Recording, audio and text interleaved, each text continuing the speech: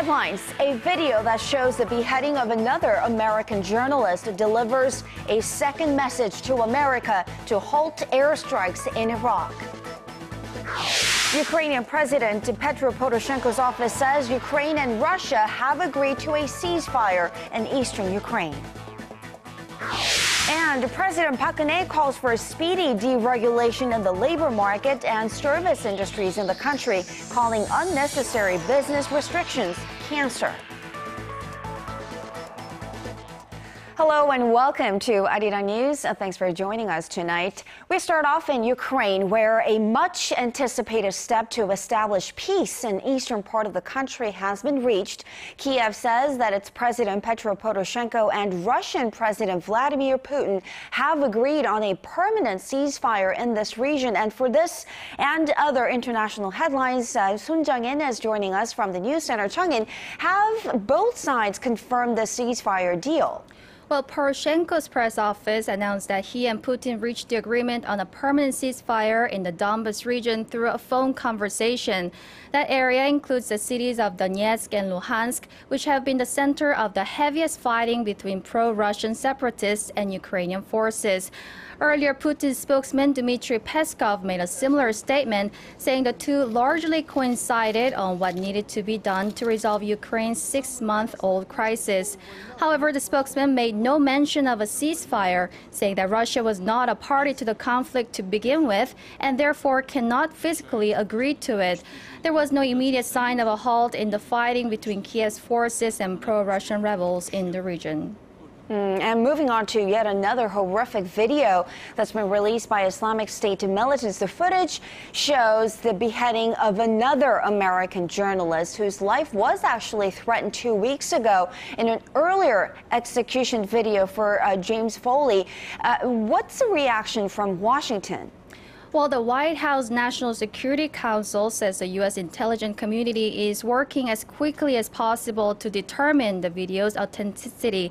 Meanwhile, the extremist group has warned another hostage will suffer the same fate unless Washington stops launching airstrikes in Iraq. Our Hwang Sang-hee has more.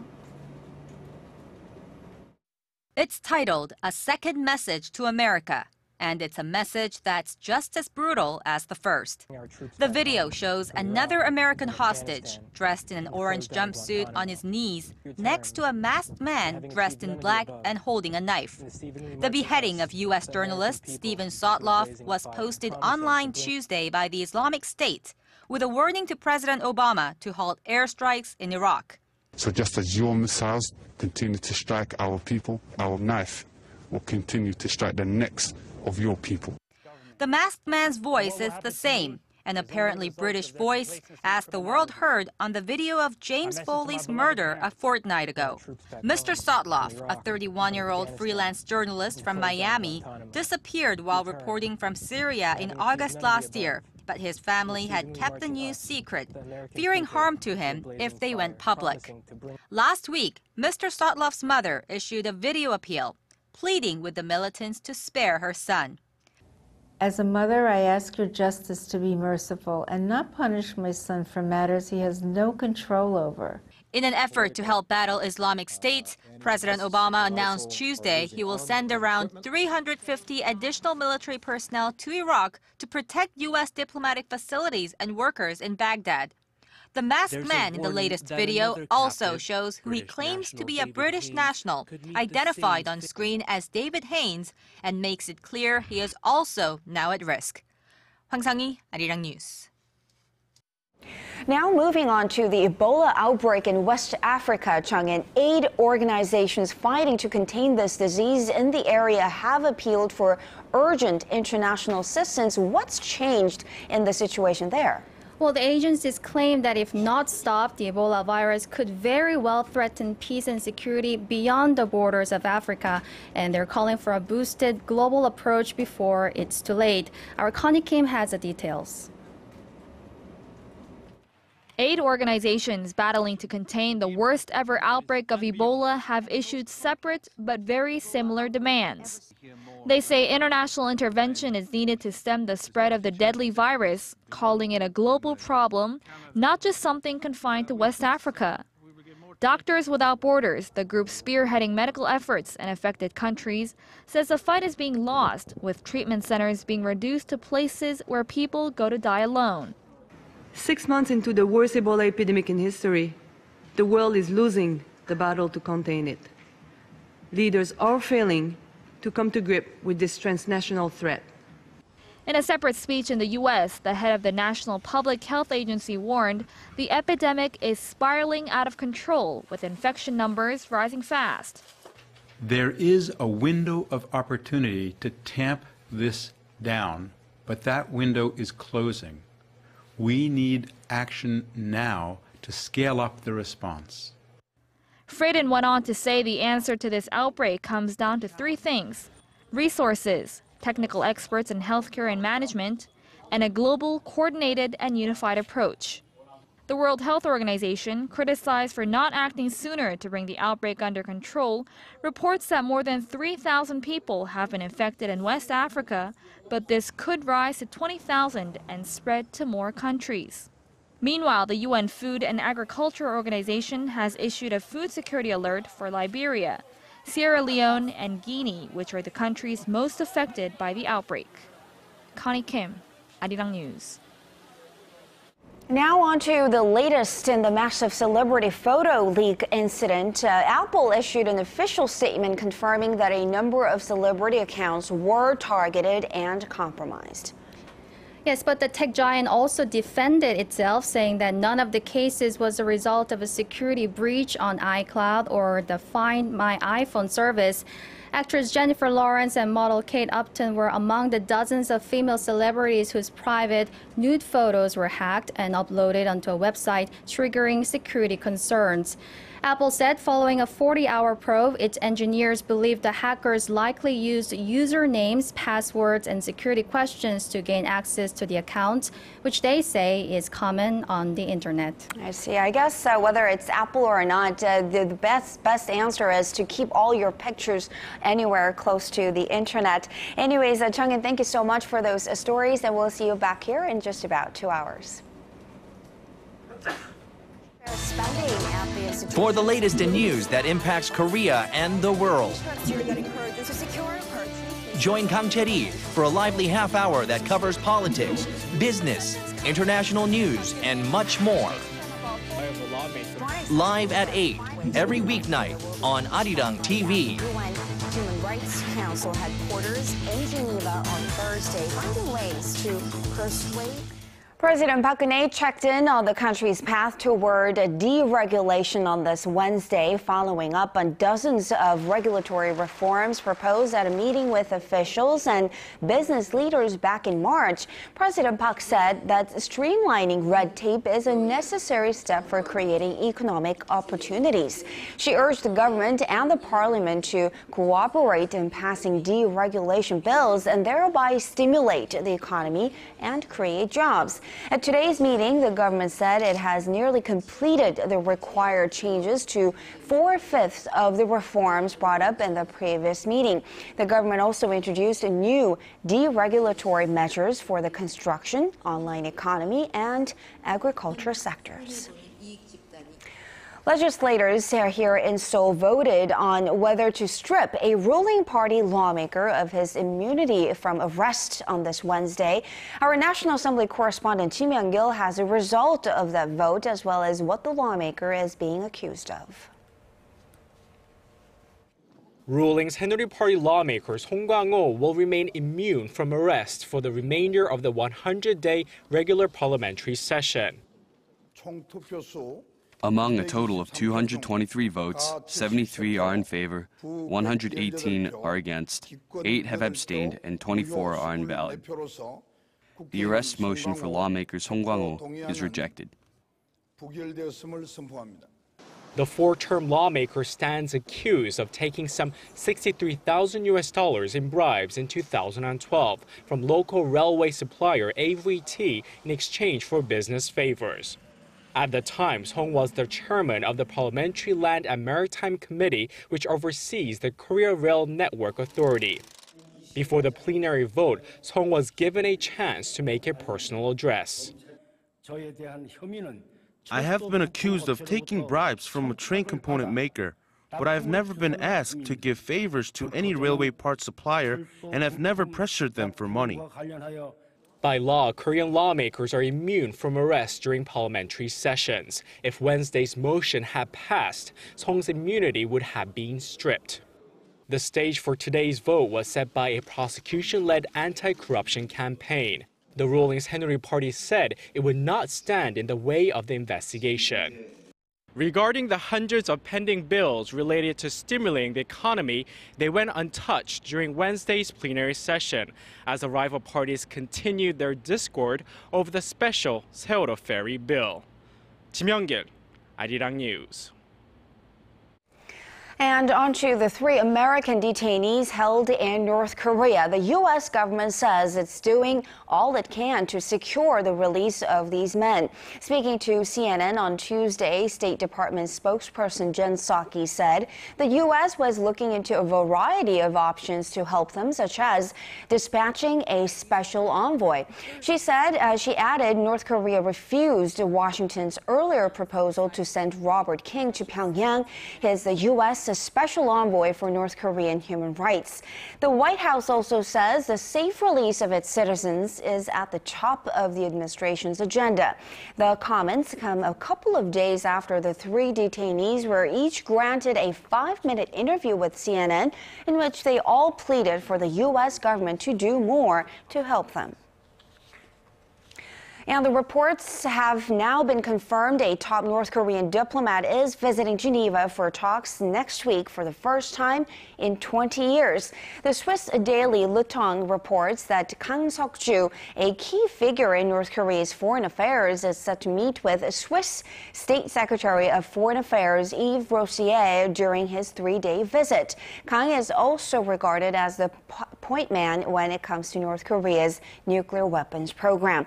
Switzerland has been the only country thus far to accept talks with Kang during his European tour, which will also take him to Germany, Belgium, and Italy. Switzerland's foreign ministry says it will seek to foster understanding between Geneva and Pyongyang in the talks. Japanese Prime Minister Shinzo Abe has carried out a major executive reshuffle in a first since returning to office back in December 2012. While keeping core ministers, he's added 5 women to his cabinet and appointed China-friendly lawmakers to key party posts. Kim Min-ji tells us more. Japanese Prime Minister Shinzo Abe on Wednesday appointed 2 veteran lawmakers with close ties to China to key party posts in an apparent bid to improve frosty relations with Beijing. Abe appointed outgoing Justice Minister Sadakazu Danigaki as the Secretary General of the ruling Liberal Democratic Party and Toshihiro Nikai to a 2nd top post.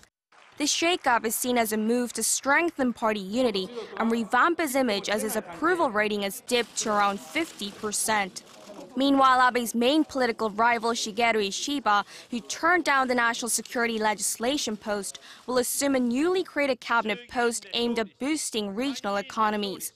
Former senior vice defense minister Akinori Eto will take on the security legislation post as well as the defense minister position. Abe retained 6 of the 18 ministers, including Chief Cabinet Secretary Yoshihide Suga and Foreign Minister Fumio Kishida. The Prime Minister also tapped 5 women to cabinet positions, matching the record set in 2001. Yuko Obuchi, the daughter of a former prime minister, was named the new trade minister, and former gender equality minister Sanae Takaichi will now take over as communications minister. This shakeup is Abe's first since returning to office 20 months ago, marking the longest record since the Second World War. Kim Min-ji, ARIRANG News.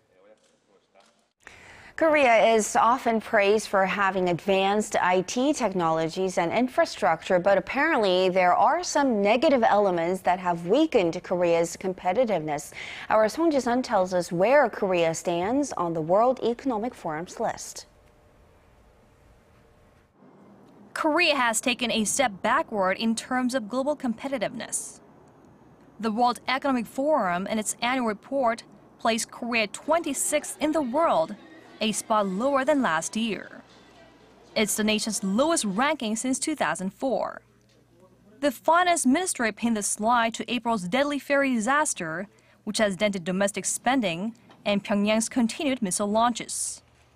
While the report touted Korea's macroeconomic environment, its infrastructure, and technological advances as positives, it said the nation's institutions, development of the financial market, and labor market efficiency fell well below the global average. The most problematic factors, the report said, were policy instability, government inefficiencies, and tax and labor regulations.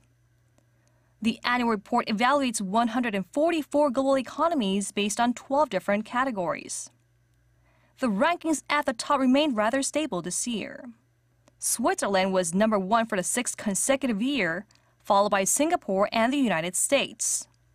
The report notes that the growth prospects in advanced economies are better than they have been in recent years, while emerging economies are forecast to grow more modestly than they have in the past. 송지선, 아리랑 뉴스. Korea's foreign exchange reserves fell for the first time in more than a year last month. The Bank of Korea says the country's foreign reserves came in at nearly $370 billion as of the end of August, falling by almost $500 million from the previous month. Foreign exchange reserves had hit a record high in July last year and had been on a rise since then, before dropping last month on the back of the weakening euro and the British pound against the greenback. Samsung Electronics has been on a rough ride as of late, struggling to deal with fierce competition from cheaper manufacturers in China. The company's share price is at a 2-year low, and profits are forecast to continue slipping. Our Kwon-soo tells us more. Shares in Samsung Electronics are on the slide, with the company's stock slumping below the 1.2 million won, or roughly $1,180 mark, for the first time in 2 years on Tuesday. This comes as local brokerage houses have been slashing their estimates for the Korean tech giant's third quarter operating income. While last year's third quarter figure was some $10 billion, the average estimate of 27 local brokerages for the same quarter this year stands at less than $6.9 billion. That's a drop of over 30% in the space of a year. The lower end of the projections made by brokerage firms such as Hyundai Securities were even below $6 billion. Industry observers attribute the worries to the growing competition as other mobile manufacturers are threatening Samsung's overseas sales. In particular, China's Xiaomi has emerged as a serious contender, selling more smartphones in China in the second quarter than Samsung could muster. Samsung's second quarter operating profit was disappointing, coming in at slightly over $7 billion. That's down nearly 25% from a year before. Although the Korean firm's smartphone sales are expected to rise by 7% in quarter 3, analysts say intensifying competition from Chinese manufacturers as well as Apple will force Samsung to put more of its profits into its marketing budget. Kwon-soo, ARIRANG News. Korea's 10 biggest conglomerates currently make up more than half of the bourse's total market cap, and their listed affiliates are adding more value by the year. The Korea Exchange says the market cap of the country's 10 conglomerate groups has increased by 35% over the past 4 years to about $644 billion. Samsung Group dug in its heels at the top at $276 billion. Followed by Hyundai Motor Group, which logged about half that total. SK Group saw the biggest rise, more than doubling its figure from 4 years ago, boosted by its acquisition of a semiconductor supplier, Hynix. The stakes owned by the conglomerate's biggest shareholders stood at 29% on average, with Lotte Group the highest at 57%. Despite all the economic uncertainties that we've talked about a lot about in the Korean economy, Korea's major conglomerates invested more on research and development in the first half of this year. A survey shows R&D investments by the country's 30 largest companies jumped to nearly $16 billion in the first half, up more than 7% on year. Facility-related investments on plants and equipments, however, slipped 0.3% during the same period. Samsung, of course, topped the list, investing some $20 billion, followed by LG and SK. Technology is breaking down barriers to education by allowing students to take classes from anywhere around the world free of charge. More and more universities around the world are providing open online courses, and our UDN tells us how this trend offers us a glimpse into the education of tomorrow. Learn everywhere, anywhere. That's now possible thanks to the power of technology, more specifically through cloud-based interconnectivity, which allows students to take classes online through multiple electronic devices. Massive open online courses, or MOOCs, have seen explosive growth in the past 2 years. A group of experts and founders of MOOC services gathered in Seoul physically and virtually on Wednesday to talk about why the paradigm shift in education has come at precisely the right time. We also have a whole new generation of students. They are very individualistic, and it's oftentimes easier to text and tweet and Snapchat and WhatsApp and Facebook your children than it is to talk to them in person. The online education world is also evolving through the use of big data. The maximum student engagement was when videos were 6 minutes long. So we can gather data and answer some of these questions about how are students learning, what resources are most valued by students, how should we teach. So our hope is that with this big data of learning, we can begin to answer some of these questions. While the method in which education is being provided is important, so is the content themselves. There's now a stronger call to digitize textbooks as well. Textbooks are a billion-dollar market globally, and yet they seem to confound attempts to digitize them. I actually think that if anything should have been digitized first in our culture, it really should have been educational books, textbooks. The online courses are particularly appealing for people who cannot afford to attend university. But pundits say a day where most of ordinary students attend online lectures while reading a digitalized textbook written by a professor that's halfway across the world may come sooner than expected. UDN, ARIRANG News. A hit Korean reality TV program is headed to America. Korean entertainment giant CJ E&M says Grandpa's Over Flowers, which features older celebrities backpacking in foreign countries, has been sold to U.S. broadcast company NBC.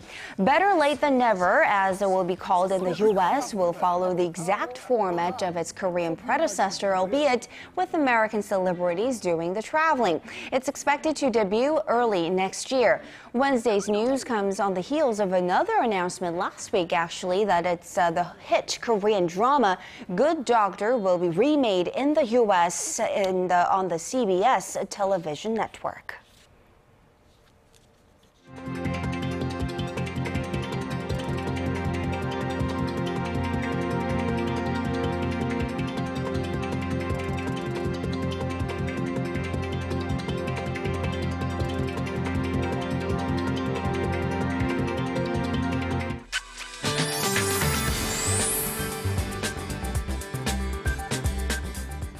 Hello and welcome everyone. I'm Kim Bo-kyung with your weather updates. Skies have begun to clear up, but it was a rainy day here in Seoul with similar conditions experienced in most parts of the country. Some rain clouds have headed towards the east, leading to heavy downpours in those regions. So through later tonight, we're looking at about 10 to 40 millimeters on the southern coast of Gyeongsang-namdo province and up to 20 millimeters for Gangwon-do and both Gyeongsang-do provinces, with less than 5 millimeters forecast to drop in Seoul as well as both Chungcheong-do and Jeollado provinces.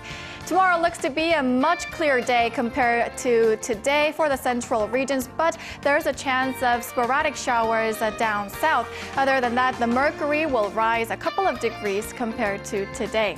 With Chuseok, one of Korea's most celebrated national holidays, only a few days away, some have already headed to their hometowns to spend quality time with their family. Overall, weather will be on our side as warm and sunny skies are in the forecast.